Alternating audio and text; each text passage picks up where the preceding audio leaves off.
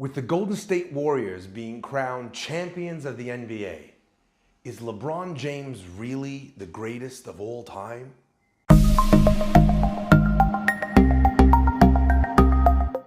This past week saw the epic showdown between LeBron James and Steph Curry in the NBA title. But it's not the only epic showdown that you have during this week's portion. Moshe and Korach are fighting with one another, except Moshe is an unwilling participant. Korach is attacking him, saying that leadership doesn't belong to Moshe, doesn't belong to Aaron. It should belong to the people. Now, I found this a really interesting conversation between Moshe and Korach, and an interesting conversation in the interpersonal dynamics of humans in general.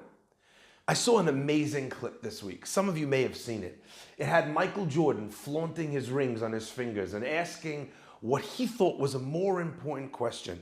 With so many people saying that LeBron James was the GOAT, the greatest of all time, Michael Jordan himself had to go to the internet to ask a better question. The better question, he says, is not who the greatest of all time is, but who was the greatest team of all time. And he starts listing the various championship teams that he was part of. Now, to me, that is a very interesting technique. Number one, it kind of sidesteps the question as to whether this young guy, who still has more years left in him and is breaking records left, right, and center, is actually the greatest individual player. But besides that, it's an interesting tactic because it's not up to LeBron to decide who he plays with. That's about the team.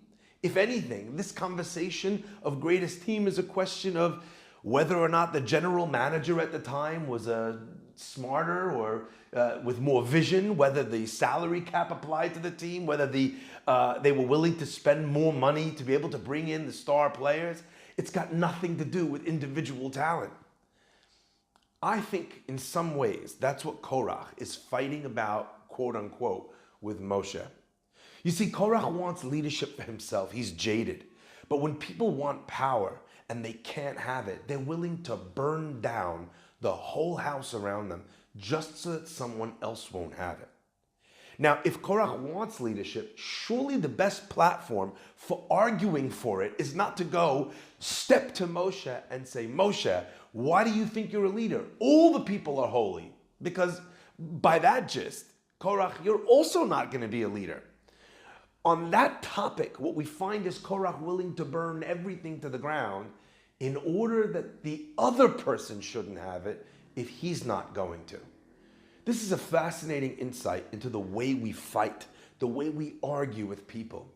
You know, we're constantly negotiating for things, whether it's salary, whether it's recognition, who did something, who ran that project, who's responsible for this decision for the kids that actually resulted in them doing even better than they were doing before. We fight with our spouses, with our bosses, with our coworkers, with our friends, with our family.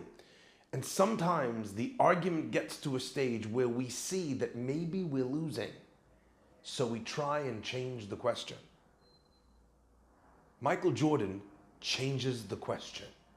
He was my hero growing up, but he's not my hero now.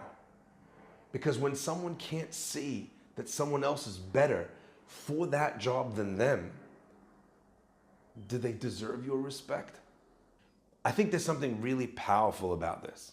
What it allows us to do in our personal lives is ask a few very important questions before we lose ourselves to the mist of anger.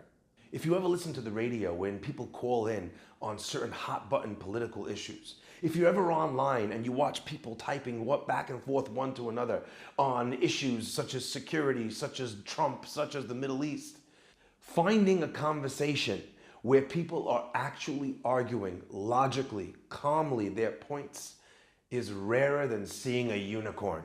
There's an ancient Chinese proverb that says, if there is an argument, he who raises his voice first has lost the argument.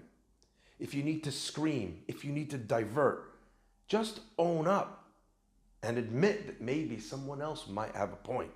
What happens to Korach is miraculous, but I think it's also symbolic. Sometimes we're so desperate to be right and so desperate to be best that the argument itself can swallow us up and take everything that we have with us as well. There's an amazing term called a sunk cost. Sometimes when we invest a lot of our energy, our money, our intentions, our emotions into something, we say to ourselves, like a gambler sitting at the table, if I've already dropped 100, I can't pull out now. So we put a second 100 in. We put a third 100 in. We've invested in a company and all the signs are showing that that company is not going to make me the return. I've put in so much into this relationship, so many dates, so much money, so much time, so much love, so much. And eventually, the only reason why I'm still there is because the sunk cost, the money, the time that I've already spent on it. Figure out how to cut your losses. Figure out how not to let that swallow you up. And then you'll be able to move on from things. Difficult, no doubt.